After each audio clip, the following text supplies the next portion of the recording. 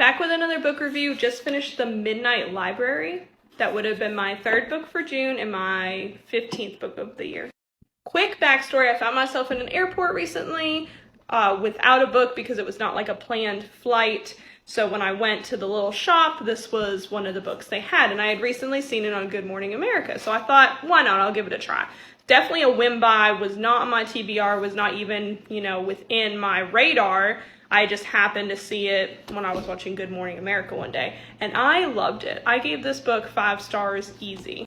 It is a very short read, only a couple hundred pages, and I devoured it. I finished it in like a day or two just because I couldn't stop reading. So note here that the main character, Nora, she does battle with depression and suicidal thoughts. So if that is where your headspace is, then this is probably not the book for you. So make sure you're in a healthy mind space before you pick this book up. So this centers around Nora, who is our main character, and like mentioned previously, she does struggle with depression and suicidal thoughts. So when she does attempt to take her own life, she winds up in the Midnight Library, which is like between life and death. And there's a librarian there that shows her her book of regrets, which we've all got regrets. And so within that book, shows different things she could have done in her life. So different paths she could have taken, different choices she could have made. And when she focuses on a certain regret or decision, a new book pops up. And if she opens that book and starts reading it, it transports her into that world, into the world where that decision was made. So for example, she was a really good swimmer at one time, and she would have gone to the Olympics if she would have kept training and kept with the sport, but she didn't.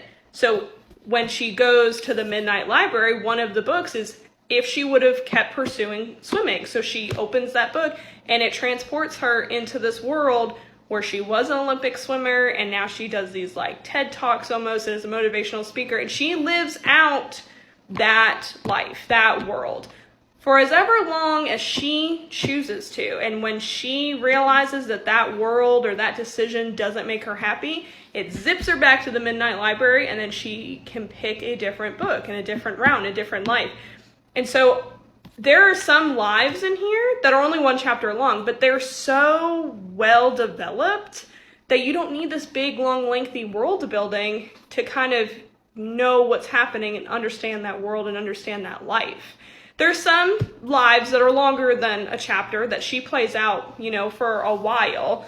But there's some where she's just in and out. And I really liked the pacing of it all and the dynamic of it all.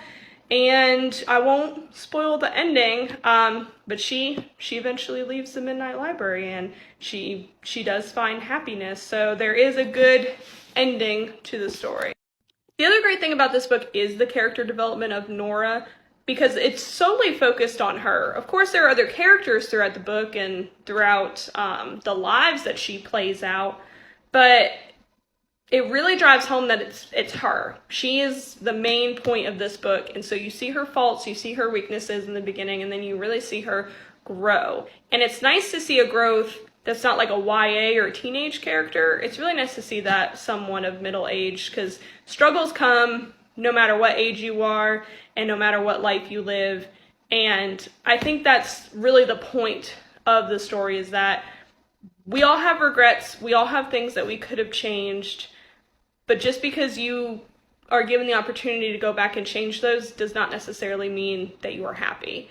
And Nora is not happy in some of the lives she plays out, even if she made certain decisions, from her past. So it's just a really great book, and I would recommend it.